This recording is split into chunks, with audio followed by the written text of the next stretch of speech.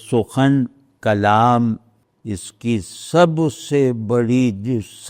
بڑا جو عرصہ اظہار ہے، اس کی جو سب سے اونچا مرتبہ ہے سخن کا، جہاں سخن کا کانٹینٹ وجود و عدم ہو، تو اس میں کئی رعایتیں ہیں، لیکن فی الحال میں اپنی بات نہیں کہنا چاہ رہا، بس شعر پڑھیں گے اور اس میں سے ہم کچھ ایسی رعایتیں دیکھیں گے اس میں کہ جس سے معلوم ہوگا کہ وجود و عدم صرف فلسفے کا مسئلہ نہیں ہے، صرف مذہب کا مسئلہ نہیں ہے، صرف بائیولوجی وغیرہ کا مسئلہ نہیں ہے۔ وجود و عدم کا مسئلہ ہونا کسی سوالیہ نشان کے بغیر ہمارے شعور کے اس حصے میں جیسے مالک مکان کی طرح موجود رہتا ہے جہاں دستک دینے کا راستہ ہمیں معلوم نہیں ہے، تو بے دل وہاں تک رسائی رکھتے ہیں۔ مطلب میری رائے میں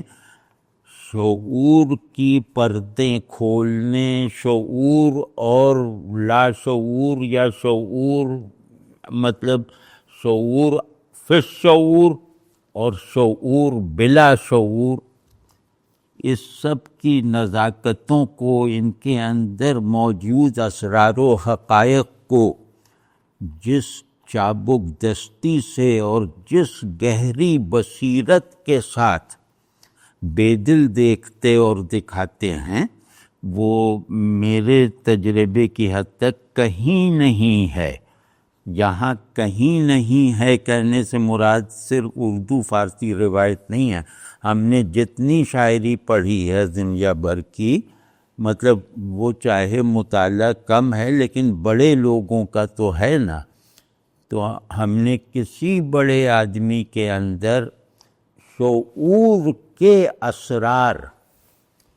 اور ان اسرار کی تشکیل کا ایک ماورائے علم اظہار،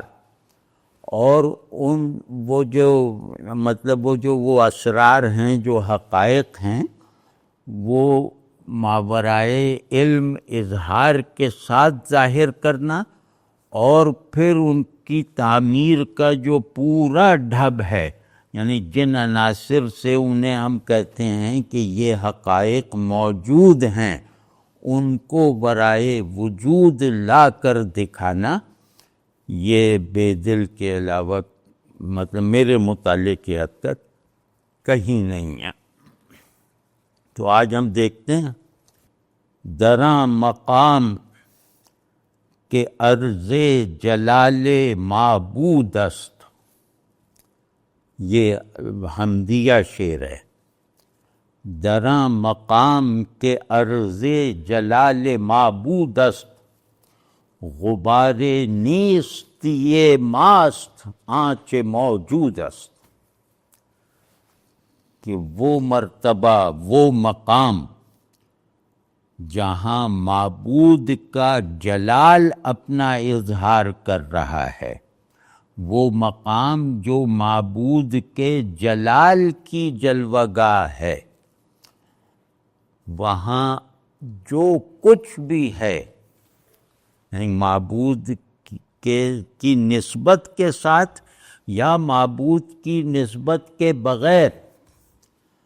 جو کچھ بھی ہے، وہ ہمارے عدم کا غبار ہے،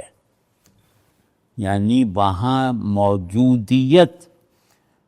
غبار عدم کی طرح جو ہے وہ اپنا اظہار کرتی ہے، اور اس کا ادراک بھی غبار عدم کی طرح ہوتا ہے، یعنی جہاں وجود حق اپنے جلال، اپنے شکوہ، اپنی وحدت کے ساتھ اظہار کرے گا، وہاں اس کے حق واحد، اس کی وحدت کے دائرے سے باہر جو کچھ بھی ہے وہ عدم سے موجود ہے اور عدم ہی کی نسبت سے معلوم ہے۔ یہ بہت بڑا نکتہ ہے، اگر اس کو جدید اصطلاحوں میں کہا جائے تو یہ مطلب بہت مرکزی جگہ آج کل کے نظام تفلسف میں اختیار کر سکتا ہے کہ ہم مطلب حق موجود ہونے سے پاک ہے، تو جو موجود ہونے سے بھی پاک ہے، جس کے لیے وجود خود ایک عیب اور نقص ہے، اگر ہم منسوب کریں گے تو اس سے کوئی عیب منسوب کریں گے، تو اس مطلب ماورائے وجود ظہور رکھنے والے حق کے لیے وجود کی اصطلاح بھی اس کے شعور میں معاون نہیں ہوتی،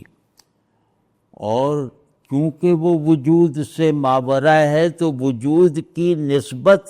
مطلب اس کی ماورائی کی نسبت وجود کو حقیقی ریفرنٹ بناتی ہے۔ جو بات میں عرض کر رہا ہوں وہ میرا خیال ہے کہ پہلے تھوڑا اٹک کے بھی کہنا پڑے تو کہہ دوں تو پھر بعد میں روانی آئے، کہ بے دل یہ کہہ رہے ہیں کہ جلال معبود یعنی جلال الہی یہ جس مقام پر اپنا اظہار کرتا ہے کسی دوسری صفت اور شان کو ملائے بغیر، جہاں ذات اپنا اظہار کرتی ہے وہ مقام وجود سے بھی ماورا ہے، کیونکہ عدم سے ماورا کہنا لغو ہے، تو وہ مقام وجود سے بھی ماورا ہے، اور ذات کا اقرار کرتے ہوئے یہ یقین اس کے پیچھے ہوتا ہے کہ ذات الہی وجود سے ماورا ہے، اور اس کو وجود سے ماورا مانے بغیر اس پر ایمان نہیں لایا جا سکتا۔ تو یہ تو ایک روایتی بات ہو گئی۔ اب اس میں جو بے دل نے نقطہ نکالا ہے اور جو آج کا آدمی شاید زیادہ بہتر طریقے سے سمجھ سکے بے دل کی اس مراد کو، وہ یہ کہ جب ہم کہتے ہیں کہ فلاں چیز وجود سے بھی ماورا ہے، تو اس کا مطلب یہ ہوتا ہے کہ وجود بھی حقیقت رکھتا ہے، وجود کا بھی انکار نہیں کیا جا سکتا، کیونکہ یہ ریفرنٹ ہے اللہ کی ٹرانسینڈنس کا، اور آخری ریفرنٹ ہے، یعنی اللہ حدود سے ماورا ہے، اللہ جو ہے قیود سے ماورا ہے، اللہ اپنے ظہور سے ماورا ہے، اپنی صفات سے ماورا ہے، کیونکہ آخری بات یہ کہی جائے گی کہ کیونکہ وہ وجود سے بھی ماورا ہے، تو یہ گویا آخری مرتبہ رسائی ہے، اللہ اس سے بھی ماورا ہے۔ تو اب جو آخری مرتبہ ہو اللہ کے امتیاز اور اللہ کی بلندی اور اللہ کی تنزیہ ثابت کرنے کا یا ماننے کا، تو وہ درجہ خود حقیقی ہے۔ ایسا نہیں ہو سکتا کہ اللہ کسی تخیل کسی خیال سے ماورا ہے، یہ نہیں، اللہ وجود جو حقیقی ہے اور جو ما سوی اللہ حقائق کا جیسے وہ کی بنیاد ہے وہ حقیقی ہے، اور اس کے حقیقی ہونے کو مانتے ہوئے جب تم کہو گے کہ اللہ اس سے ماورا ہے، تب اللہ کی ٹرانسینڈنس کو ماننے کے لیے ذہن کو حالت تمانیت میں پہنچا دینے والا ایک تصور تمہارے سامنے آ جاتا ہے۔ تو یہ جو میں کہہ رہا تھا کہ ریفرنٹ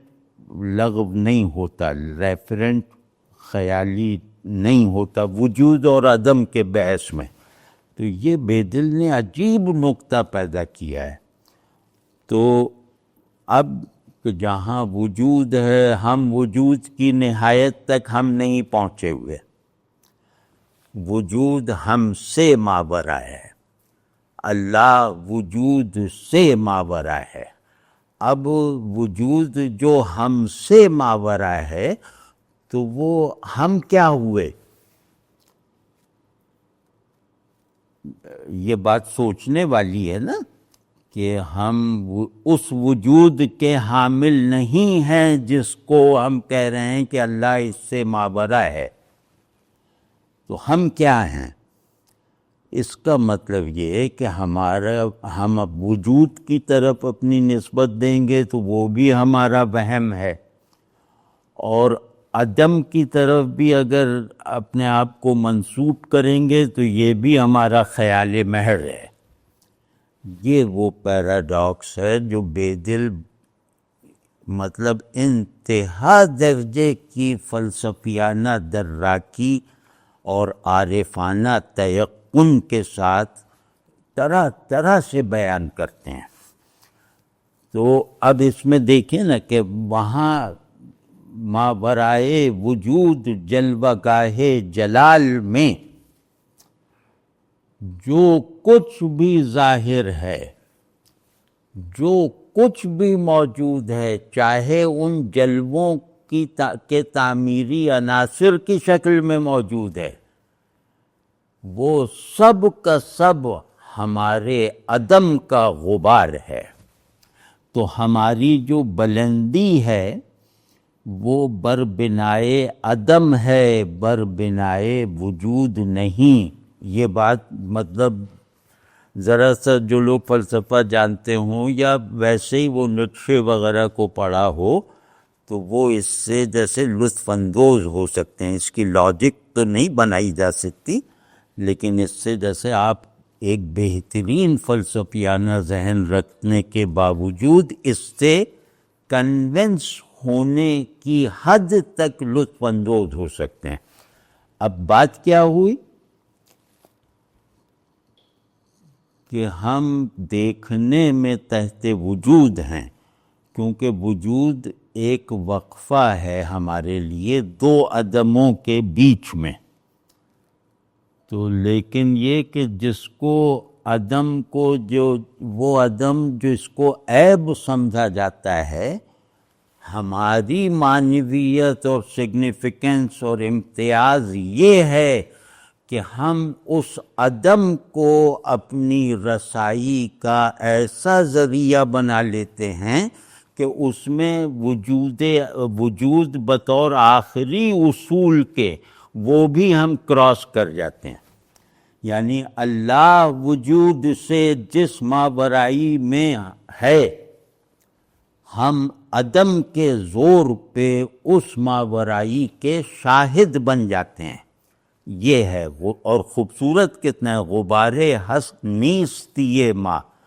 ہمارے عدم کی حرکت کا، ہمارے عدم میں جو حرکت اور وہ ہے اس کے نتیجے میں پیدا ہونے والا غبار ہے ہر وہ موجود جو وجود سے ماورائی کا دعویٰ رکھتا ہے، یا جو اللہ کی حضوری میں موجود ہے